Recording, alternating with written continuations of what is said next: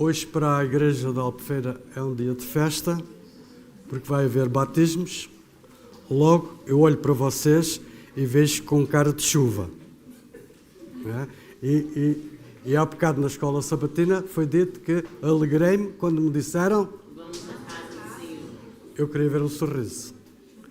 Bom dia, irmãos. Bom dia. Melhorou.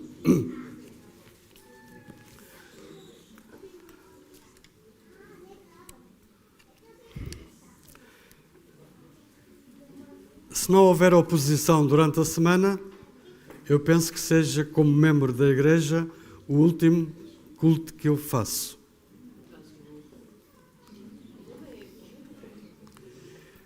Irmãos, é sempre um privilégio adorarmos o Senhor juntos nesta manhã de sábado. Que cada um possa estar grato, render honra, louvor e glória ao nome de Jesus. A Igreja Adventista do Sétimo Dia encontra-se numa jornada rumo ao lugar que Jesus foi preparar.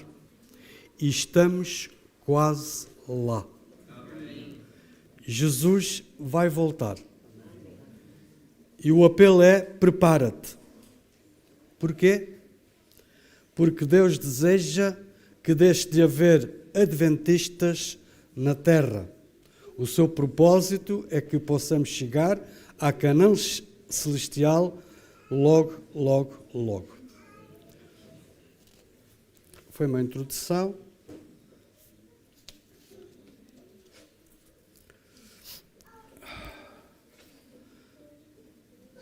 Nós sabemos que na natureza existem dois mundos que permanentemente desafiam o ser humano e a sua inteligência. Eu refiro-me ao macrocosmos, que é o mundo infinitamente grande, e ao micro-organismo, o mundo infinitamente pequeno.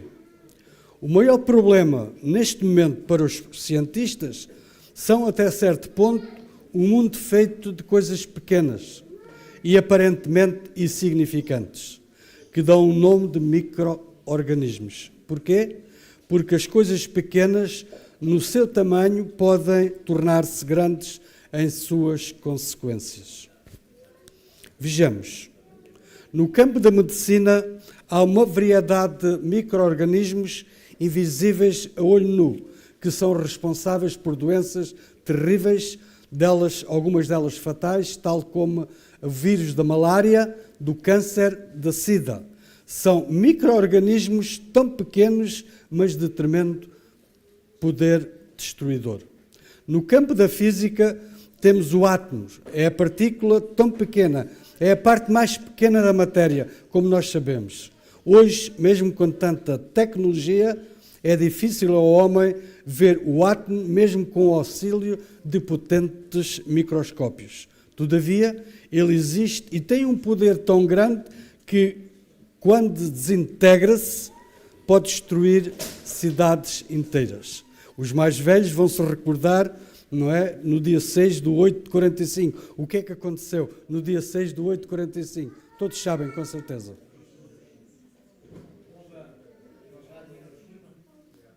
Como é que é, irmão? Bomba atômica jogada em Hiroshima.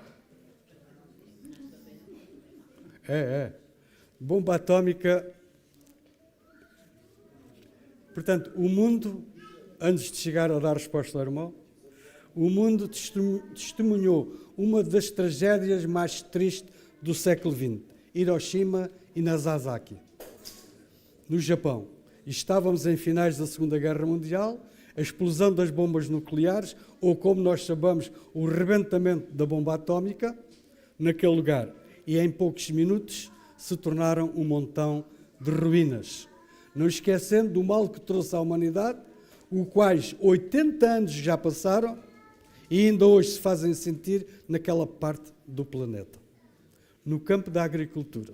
Vocês sabiam que na Índia os ratos são considerados sagrados. Já leram isso. Mas também sabem que os ratos são responsáveis pela perda anual de 50% da produção de cereais, 25% antes da colheita, mais 25% depois de colhido e armazenado. Hoje podemos testemunhar uma grande quantidade de seres bem pequenos que assolam a agricultura. Os insetos, os pulgões, a mosca branca e outros. Micro-organismos que devoram as culturas e que reduzem as colheitas de uma maneira considerável. Pequenos seres, mas que causam enormes prejuízos. Irmãos, pequenas causas podem trazer grandes consequências. Por exemplo, no campo da política.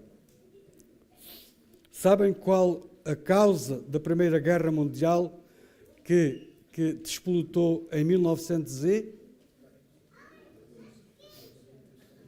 Como é que é, irmão? Olha, também não interessa muito. Em 1914. 28 de 7 de 14 e foi até 11 de 11 de 1918. Obrigado, irmão. Teve uma causa aparentemente pequena, à vista dos seres humanos, um sérvio, por motivos ainda desconhecidos, no dia 28 de 7 de 1914, em Sarajevo, hoje capital da Bósnia, após a independência da Jugoslávia, matou o arquiduque Francisco Fernando da Áustria. Este crime fez com que esse país se sentisse ofendido e interpelasse a Sérvia. E assim se iniciou um conflito de grande dimensão, onde quase todos os países se envolveram. E onde milhares de seres humanos foram ceifados, morreram. Foi uma tristeza. Tudo por causa de algo aparentemente pequeno. E estamos a falar de coisas pequenas e que dizer é aquilo que nos interessa, o que dizer no campo espiritual.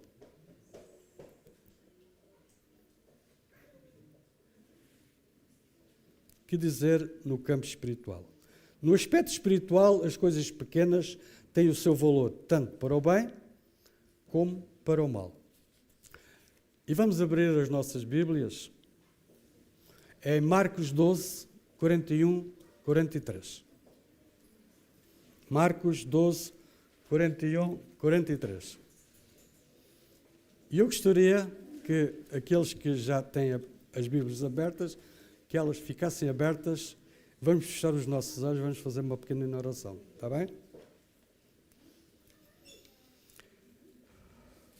Senhor nosso Deus, nosso Pai que está nos altos céus, santificado seja o Teu nome. Nesta hora que abrimos a Tua palavra, nós queremos pedir mais uma vez a presença do Teu Santo Espírito. Que essa palavra possa entrar em nossos corações e que o Espírito Santo possa transformar a nossa vida à Tua semelhança. É tudo em nome de Jesus. Amém.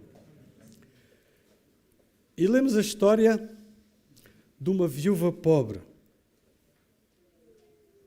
que deu a oferta mais pequena, segundo a Bíblia diz. Todavia, para o Senhor, esta oferta valia mais do que os grandes donativos dos ricos. Humanamente, nós ficamos a pensar, como é que uma oferta mínima, uma oferta pequena, como diz a Bíblia, valia mais do que grandes donativos de pessoas ricas. Pensa nisso. No verso 42 diz que, vindo porém uma viúva pobre, depositou 2 pequenas moedas, que correspondem a um quadrante.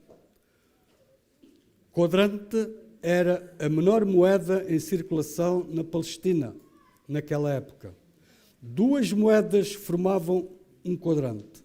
Foi as 2 moedas que a viúva ofertou. Mas 2 moedas formavam que era a menor moeda de cobre na Romania. 64 quadrantes, ou seja, 128 moedas equivaliam a um denário. Sabem que um denário era o salário de um dia de trabalho e dava, na altura, para comprar 8 quilos de pão e ponto final. Reparem na insignificância da oferta da viúva. Irmãos, mesmo um copo de água que nós possamos ofertar hoje a alguém é anotado no céu. E muitas vezes nós damos pouca importância, o ser humano dá pouca importância, mas pouco importa a importância que o ser humano dá, importa mais aquilo que fica registado no céu. Algo tão pequeno aos nossos olhos, mas de grande dimensão espiritual aos olhos do Senhor. E então vamos percorrer um bocadinho da Bíblia. Por exemplo, em Êxodo 4:2, vamos encontrar um diálogo entre Deus e Moisés. Se os irmãos quiserem, eu dou-vos o capítulo e o versículo. Perguntou o Senhor a Moisés: que é isso que tu tens na mão? Respondeu Moisés: um bordão, uma vara. Foi a vara que Moisés usou para guardar o rebanho. Disse-lhe: usa em meu serviço, diz o Senhor. Algo tão insignificante, não é? Um pedaço de pau, uma vara, e o Senhor diz: usa em meu serviço. Moisés obedeceu ao Senhor e operou maravilhas diante do povo. No Egito, perante o faraó, que maravilhas operou, com uma pequena vara. E depois percorremos um pouco mais e chegamos a 1 de Samuel, capítulo 17. E aí temos a história de Davi. Quem é que desde pequenino não tem ouvido esta história? Davi com sua funda e com quantas pedras? 5. Com uma pequena funda e 5 pequenas pedras, venceu o gigante Golias. Não vou entrar em pormenores, todos nós conhecemos a história. E pôs em debanda os inimigos do povo de Deus, os filisteus, com uma pequena funda e 5 pedras. Logo a seguir, em Juízes 7, vamos encontrar um grande comandante, Gideão, homem de Deus, com cerca de quantas pessoas? 300 pessoas que faziam parte do seu exército. Com um pequeno exército de 300 homens, impôs aos filisteus nova derrota e salva Israel. Só por curiosidade. Em Juízes 8:10, logo a seguir, no capítulo a seguir, diz que sobraram dos filisteus 15.000 soldados. E os irmãos sabem quantos eram ao todo? 120.000. Com 300 soldados. Em Marcos 14:13, a história continua, de coisas pequenas aos nossos olhos. A história de Maria, nas suas mãos, levava um vaso de alabastro com perfume, de muito valor, com o qual ungiu Jesus. Jesus tinha sido convidado, naquele dia, por Pedro, em Betânia, e era costume que o anfitrião, neste caso Pedro, ungisse a cabeça do convidado, neste caso Jesus. Segundo se consta, Pedro, o anfitrião da festa, não fizera isso a Jesus. Foi Maria que tomou a dianteira e com um pequeno vaso de alabastro de perfume ungiu a cabeça daquele que deu sua vida por ela e por cada um de nós. Atos, outra história que nós conhecemos bastante bem e que também refere-se aqui às pequenas coisas aos olhos humanos, mas para Deus foi muito grande. Encontramos aí Tabita, Dorcas, agasalhou todos os pobres de Jope. Curiosidade, Jope era uma cidade lindíssima, era uma pequenina cidade portuária. Foi aí que Jonas embarcou. Foi aí que Pedro chegou certo dia para ressuscitar Tabita, Dorcas, em Atos capítulo 9.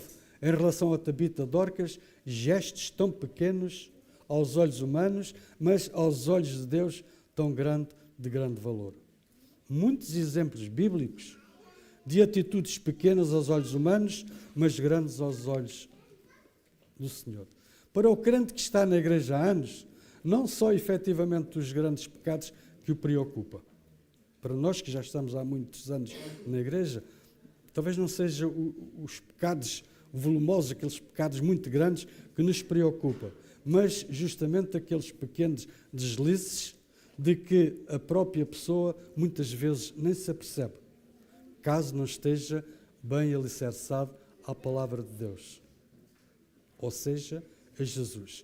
Porém, é nas coisas pequenas que o inimigo consegue, muitas vezes, introduzir a sua cunha na tentativa de demolir, desvirtuar o caráter de Deus. E assim faz com que o cristão também saia machucado, desmotivado da sua caminhada para o céu. Mateus 5, 17, 18 e 19, temos aí também algo tão pequeno. Eu uma vez em casa, ainda em Salvaterra, irmão Mário, em Salvaterra, nós recebemos um casal de testemunhas, que eu tenho muito respeito por ele, e quem sou eu para não ter. E então começaram a falar, perguntaram se eu queria falar um bocadinho de Jesus. Sim, sem problema. E então começámos a falar e chegou à altura da lei e disse, olha, mas vai-me desculpar estar a interromper, mas em Mateus 5, 17, 18 e 19 não é isso que diz. E então eu pedi-lhe a ele, se o senhor fizer o favor, abra a sua Bíblia em 5, capítulo 5, 17, 18 e 19. Qual é que foi o meu espanto? Que a Bíblia daquele senhor não tinha esse capítulo. Não sei o que aconteceu. Tive que ir buscar, pedi licença, fui buscar a minha e mostrei-lhe. Algo tão pequeno que muitas vezes descuramos. Até que o céu e a terra passem, o que é que diz? Nem um jota, nem um til, coisa insignificante, mas para que Jesus bem frisou, até que eu venha outra vez, nada da lei será retirado. E ponto final. Há alguma... Não há, não, portanto é isto e mais nada, não é? Até que eu venha, Jesus está a falar, nada da lei será retirado. Ora, quando nós falamos de nada a retirar, é os 10 mandamentos, do primeiro ao 10º mandamento, não é? E no espírito de profecia, será que encontramos alguma coisa também assim, bem pequeno, que nos apela hoje também? No espírito de profecia vamos encontrar também estas duas insígnias, tão pequenas, mas de grande significado. J e til. O Samuel podes apontar, livro Evangelismo, página 137, 138. Ele escreve tudo, e assim é que deve ser. Não perdeu o hábito daquele povo de Bereia. Não é?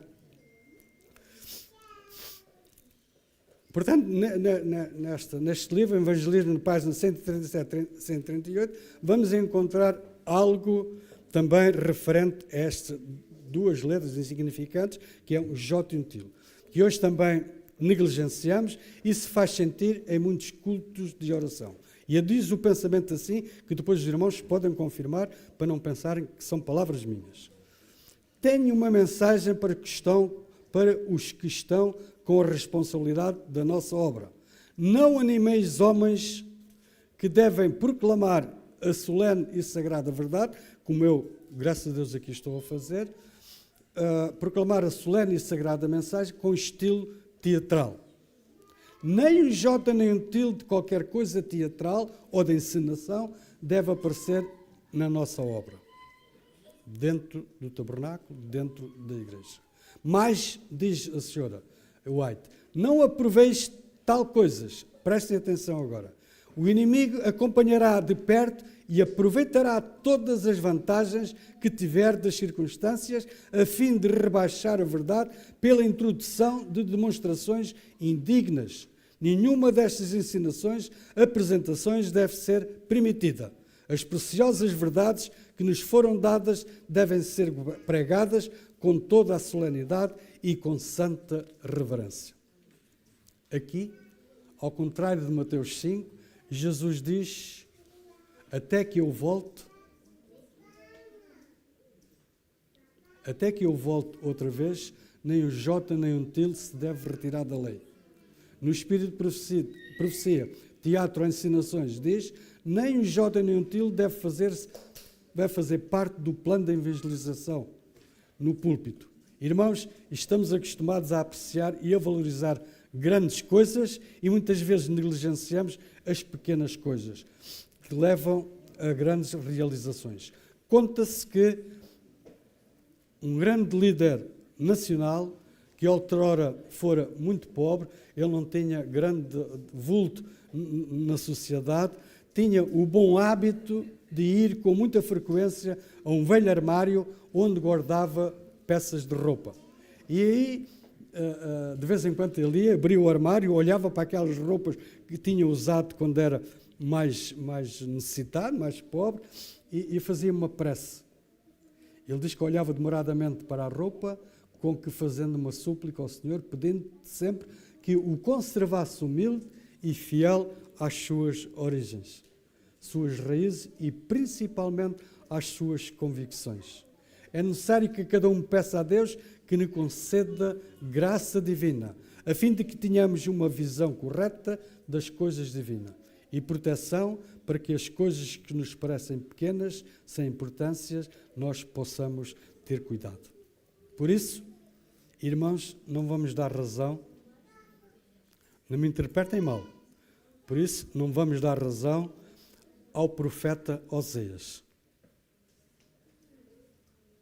E agora vocês perguntam, isto deve ser coisa pequena para ele estar a falar desta maneira, porque a Bíblia toda, nós sabemos que a Bíblia é inspirada, e como é que ele agora está a dizer para não vamos dar razão ao profeta Oséias, se aquilo que o profeta Oséias escreveu foi inspirado? Sabem o que é que diz esse versículo? Oséias 4:6 diz: o meu povo está sendo destruído porque lhe falta... Então vamos abrir. Oséias 4:6. O irmão é um ancião da igreja, ele não pode acreditar muito. Vamos abrir a palavra de Deus. Oséias 4:6. Eu quero que todos aqueles que o quiserem fazer vejam se realmente é isso que eu disse, e o irmão Mário também. Temos que confirmar. Quem é que quer ler, por favor? Que se levante e com voz alta para todos nós percebermos. Quem é que quer ler? Ninguém? O meu povo está sendo destruído, pois lhe falta o conhecimento. Não fomos nós que dissemos, é a Bíblia. Agora, como é que nós podemos contrariar este versículo? Vamos ler mais a palavra de Deus, vamos estudar mais a palavra de Deus, assim como o Espírito de Profecia. Porque são estes livros que têm as coordenadas, o GPS mais fiável, mais correto, para nos levar àquele lugar que Jesus foi preparar. O inimigo não está preocupado com as chamadas tentações muito grandes. Ele não se preocupa com as grandes religiões. Ele não se preocupa, ele não está preocupado e faz guerra àquela... Desculpa, ele não se preocupa com as grandes religiões. Ele está preocupado e faz guerra àquela pequena minoria. Aqueles que estudam a Bíblia e o Espírito de Profecia, porque querem se preparar para ir com Jesus. Quem são esses? A Bíblia responde. Quem são esses? O que é que está escrito em Apocalipse 14:12? Quem quer ler rapidamente? Quem é que são esses? São aqueles que guardam os mandamentos e têm a fé em Jesus, que é o Espírito de Profecia.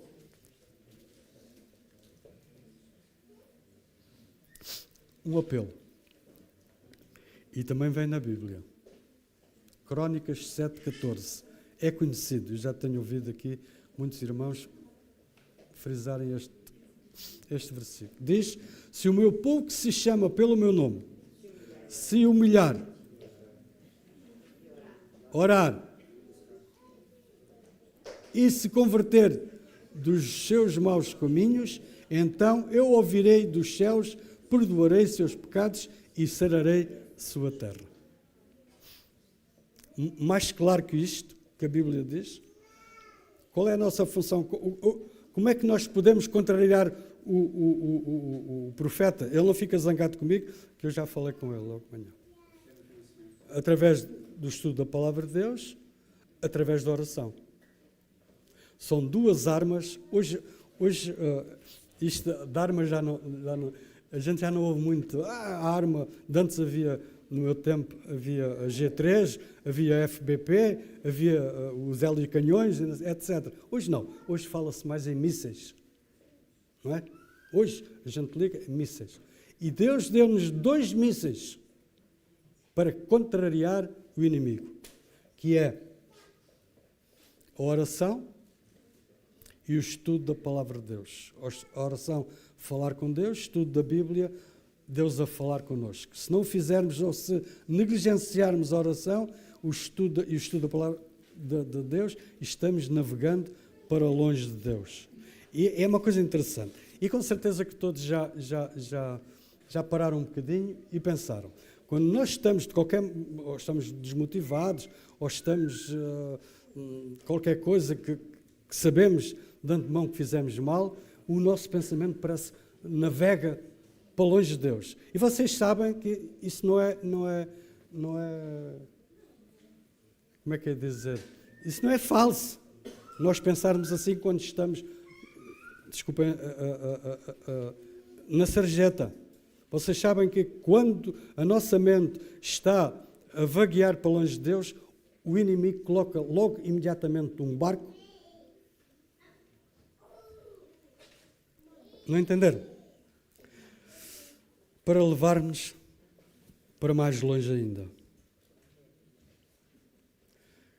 Como eu era da Força Aérea, naturalmente, coloco um avião. Um marinheiro, ele coloca um barco. Irmão, paramos um bocadinho para pensar nestas coisas.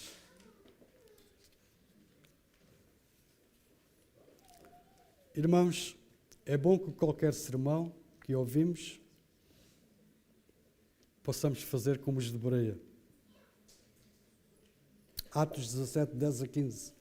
Iam verificar se realmente era mesmo assim o que as pessoas pregavam. Hoje muitos de nós deixou esse hábito bom e abraçamos tudo sem verificar se está certo ou está errado. Esquecemos que Deus só tem um compromisso com a verdade. O inimigo não dorme e está atento à nossa negligência. E ao mínimo descuido, ele, inimigo, ataca. Cuidado. O inimigo anda bramando como leão a ver quem possa tragar. Está escrito na Bíblia. 1 Pedro 5,8. Mas Deus coloca à nossa disposição essas duas armas, esses 2 mísseis, que é a sua palavra, a Bíblia e a oração. E há um pensamento que está escrito no livro Para Conhecê-lo, na página 247, que diz o seguinte: quando se tornar o hábito bom de conversar com Deus, de orar, esse hábito quebra o poder do maligno. Ouçam com atenção. Esse hábito de orar quebra o poder do maligno. Satanás e seus anjos não podem permanecer perto do cristão que se aproxima de Deus em oração. Um à parte. Se nós sabemos isso, por que é que não o fazemos? Falo por mim. Esta é a razão de Deus colocar à nossa disposição estas 2 armas, estes 2 mísseis. Sabem porquê? Não devemos negligenciar o estudo da Palavra de Deus e fazer uso de oração? Temos a resposta em Mateus 24, 24. Todos com certeza lembram-se deste versículo. Diz: se possível, o inimigo enganaria até os escolhidos.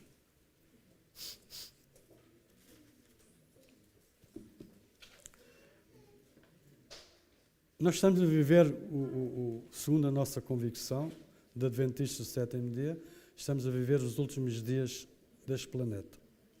E então o Sr. White deixou um versículo, um pensamento, que eu sei que está Eu sei que está no grande conflito. Não consegui detectar o capítulo e a página. Diz assim: revelar-se-ão no final dos tempos, e nós estamos no final dos tempos, revelar-se-ão aqueles que fazem da palavra de Deus a sua regra de vida. O que é que isto quer dizer? Se nós fizermos uso da palavra de Deus, vamos revelar-nos, vamos passar ao lado a Samuel, da casca de banana, e não vamos colocar o pé em cima dela, porque nós estamos com Deus e Deus está connosco. Não é só ler para ter conhecimento, mas para praticar e obedecer. Que o Senhor nos ajude, nos proteja e não nos deixe cair nas ciladas que nós pensamos que são pequeninas. Mas para isso temos que estar identificados com a palavra de Deus, temos que ler. Vou terminar com uma história. E como eu costumo dizer, ou perguntar à congregação, eu posso contar esta história? Eu já a contei aqui, posso? Mesmo que os irmãos dissessem que não, eu ia contar na mesma, está bem? Porque acho que se encaixa bem e eu penso que nós aqui vamos refletir exatamente as coisas pequeninas que muitas vezes fazem nós dar grandes trambolhões. Conta-se que anos atrás um pregador mudou de cidade para outra cidade no interior e ali realizou uma série de reuniões evangelísticas e ficou muito contente. Quando se prega a palavra de Deus, seja em qualquer ponto do planeta, há sempre aqueles que não gostam, mas a maior parte, nem que seja só por curiosidade, entram para ouvir a palavra de Deus. Esse pastor, no final das pregações, ele continuou a fazer as suas pregações, esse pastor teve que ir ao centro da cidade e apanhou um autocarro. E como nós sabemos, de antes ainda não havia aqueles cartões que a gente passa por, mostra, né? Tinha que se pagar ali ao motorista. Entrou no autocarro, comprou a passagem, recebeu o bilhete e algum troco. Para não estar ali a fazer confusão ali à entrada, ele pegou no bilhete, no ticket, mais no troco, e foi para o seu lugar. Aí sentou-se, então aí olhou para o bilhete, olhou para o troco e viu que tinha 25 centavos de troco a mais. 25 centavos. Naturalmente, 25 centavos, a gente passa no rude e se baixa. Eu não, porque já me dói as costas. Mas é verdade, uma coisa tão insignificante que... E então, o pregador sentou-se, viu que realmente que tinha aqueles 25 centavos e considerou aquilo que deveria fazer. E quando nós paramos para reconsiderar, é aí que o inimigo muitas vezes mete a cunha. Devolver seria o mais correto, 25 centavos. Então pensou, aí o inimigo, o pastor, disse que o mais correto era devolver, claro, o dinheiro não era dele, e quando ele pensou, o inimigo segrada-lhe os ouvidos. Ele tem dessas coisas, cuidado, quando ele segrada os ouvidos. Sabe o que é que eu faço? É muito pessoal. Quando ele, sei que, eu fecho os olhos e digo, em nome de Jesus, ordeno que saias da minha mente. E o que é certo é que tenho resultado. Mas com este pastor ele pensou o que deveria fazer, embora soubesse a maneira correta, e aí o inimigo segredou-lhe aos ouvidos. Oh, esquece lá, 25 centavos. São apenas 25 centavos. Quem é que vai preocupar-se com esse valor tão pequeno? Aceito como um presente. E fique quieto e tranquilo. Importância sem valor, um valor bem pequeno. Quem é que se vai importar com isso? E assim ficou. Quando o autocarro parou naquele local o destino dele, alguns passageiros saíram também e ele também saiu. E qual é que foi o espanto dele quando ele passa em frente do motorista? O pastor diz que não sabe, mas estancou. Levou a mão ao bolso, tirou os 25 centavos e entregou ao motorista, dizendo que o motorista tinha dado aquele dinheiro troco a mais. Agora prestem atenção. Até aqui, agora prestem atenção. O motorista sorriu. E o pastor pensou, está-se a sorrir, foi uma importância tão pequenina. O motorista sorriu, e o pastor, sem dizer nada, olhou para ele, não estava a perceber aquele sorriso. O motorista fez-lhe uma pergunta. O senhor é o novo pregador daquele bairro? Sou.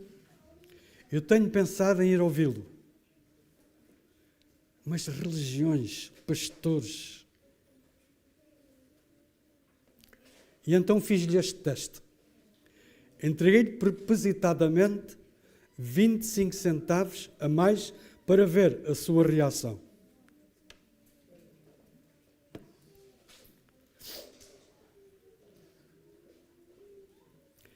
Eu queria ver o que o senhor faria se eu lhe desse troco a mais. Agora tenho a certeza que, reparem, irmãos, agora tenho a certeza, disse o motorista, que aquilo que o senhor prega, vive.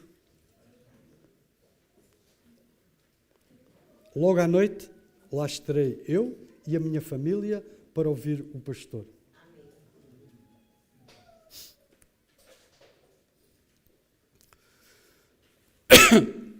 Logo à noite lá estarei, eu e a minha família, para ouvir falar da palavra de Deus. Despediram-se. Mas a história não fica por aqui. Aquilo sensibilizou tanto o pastor, que ele sai a pensar naquilo, e a primeira árvore que ele encontra, ele encosta-se e faz uma pequenina oração.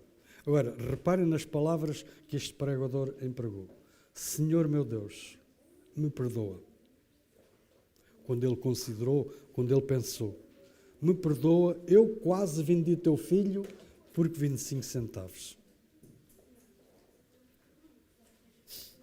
Por um valor tão pequeno. Me perdoa.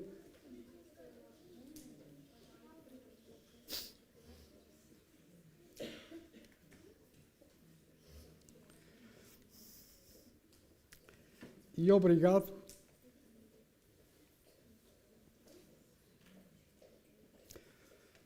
mais uma vez de me colocar no caminho certo.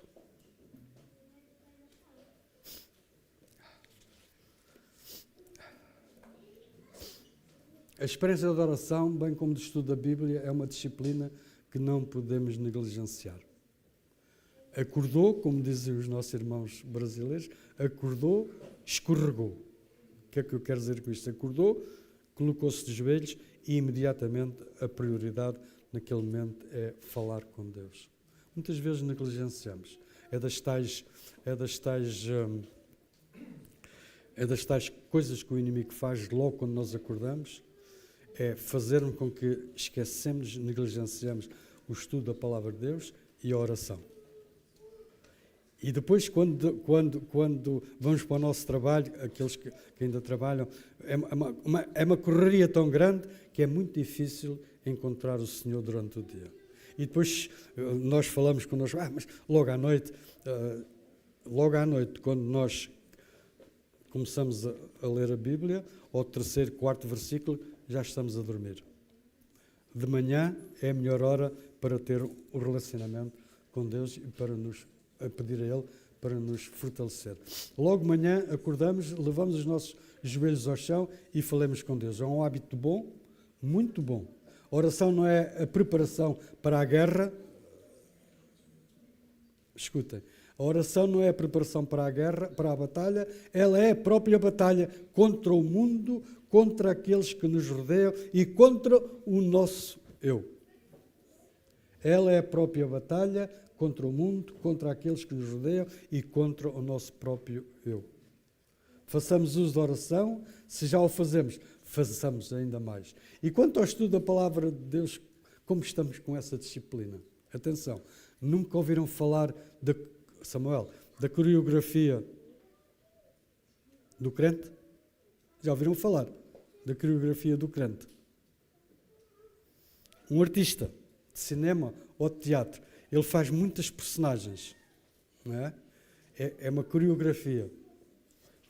E agora, transportando isso para o nosso campo espiritual, o que é a coreografia de crente? O crente vai para a igreja no dia de sábado, bem arranjadinho, como eu, todo engravatado. Coloca até uma gravata.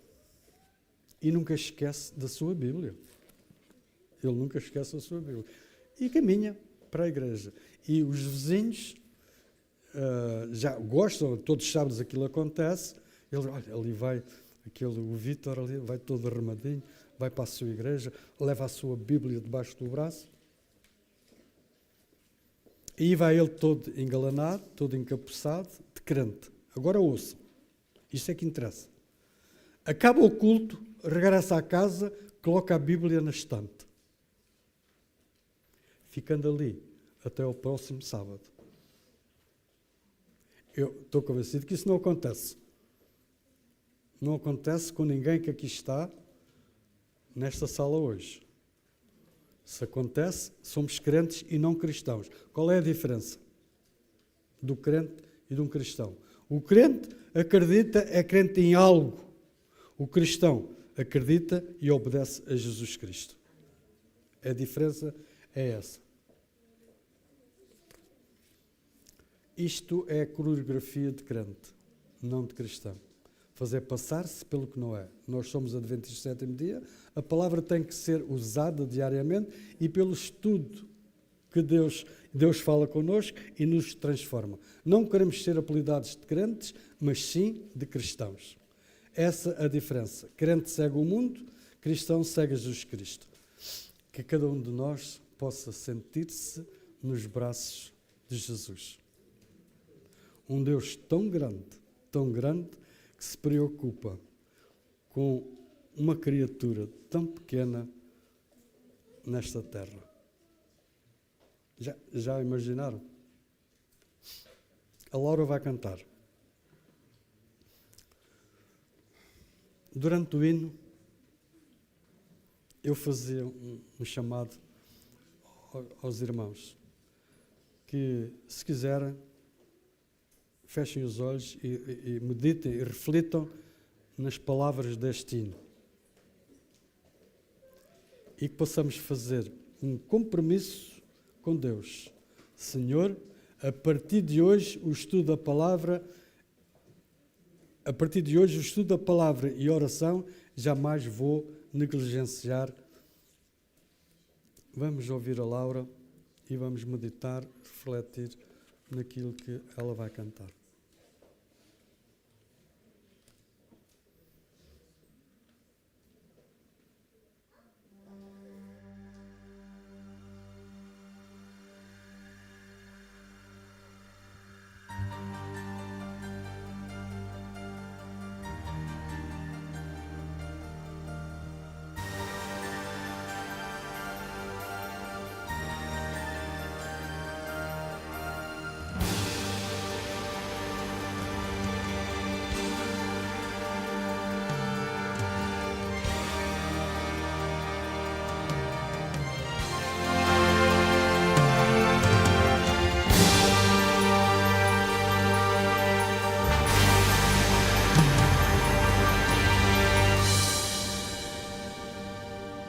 Nós cremos na verdade de um Deus que é Criador.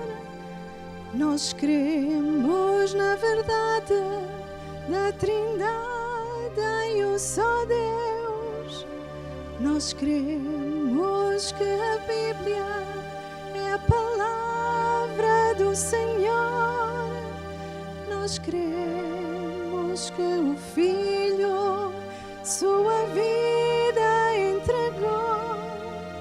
Nós cremos no trabalho do Espírito de Deus, nos chamando à salvação, nos fazendo renascer.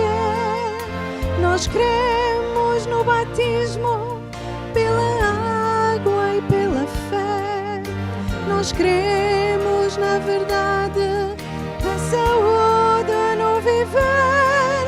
Nós cremos no juízo que virá a todos nós. Nós cremos que Jesus é o nosso intercessor. Nós cremos que o homem nada tem a oferecer, mas em Cristo há salvação, só em Cristo há poder. Nós cremos em sua lei, cremos também que Ele nos deu o dia do Senhor, o santo sábado de Deus. Nós cremos na promessa do retorno de Jesus. Nós cremos que os mortos ressuscitarão do pó, e nós, os que vivermos, transformados vamos ser, e para sempre com Jesus vamos viver.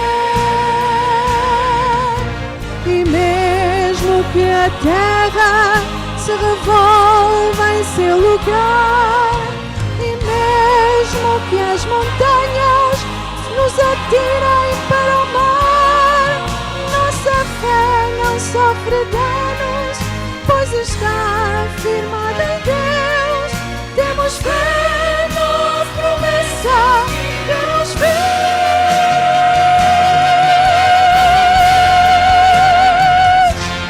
Nós cremos na promessa do retorno de Jesus. Nós cremos que em breve vamos ver nosso Senhor, e todos nós unidos desfrutando novo lar. Com Jesus vamos lá estar. Com Jesus vamos lá.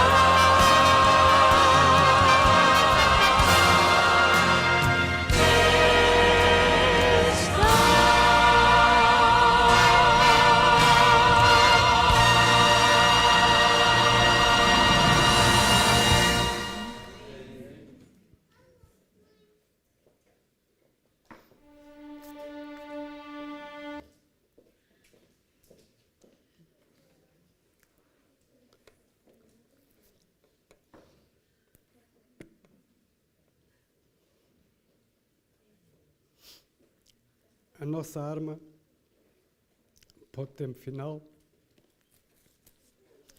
é a palavra de Deus. Tem a resposta. E é a oração. E depois dessas coisas conjuntas, é levar àqueles que ainda não conhecem.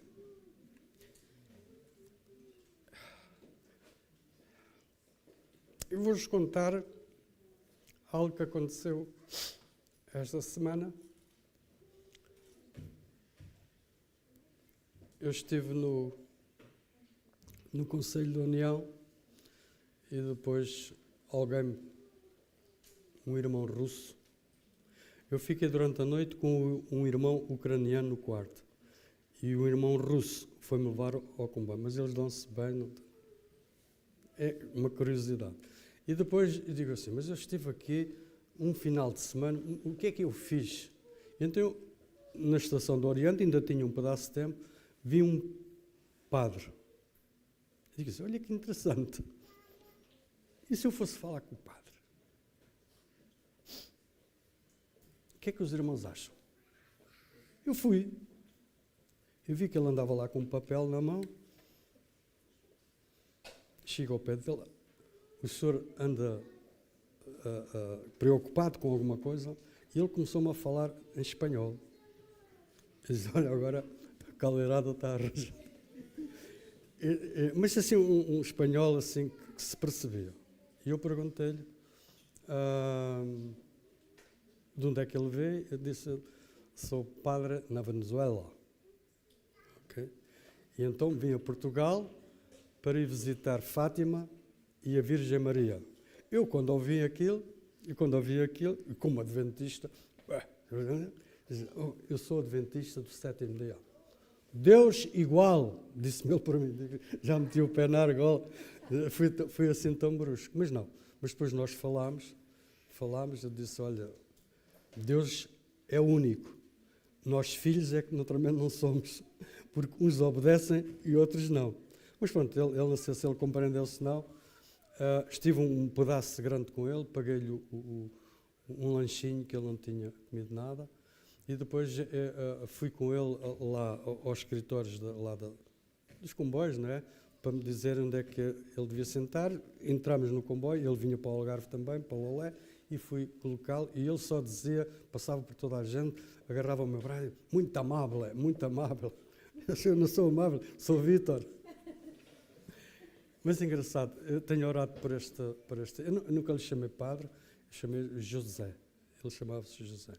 Ele ficou muito satisfeito. Eu lembro-me que a gente estava lá, isto é só mais um segundo, estava lá numa mesa lá de um bar, e ele deixou cair os óculos, e uma senhora portuguesa imediatamente foi e entregou-lhe os óculos. Ele ficou tão que amabilidade. E então, amabilidade, porquê? Mas isto é normal, então os óculos caíram. Era do José, a senhora passou, lá na Venezuela. Lá na Venezuela, eu naturalmente já não vi os óculos. Mas pronto, que o Senhor nos ajude, que o Senhor nos motive sempre a estudar a sua palavra, a fazer mais uso da oração.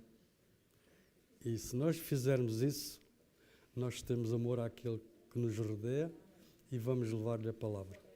Que o Senhor nos abençoe a todos.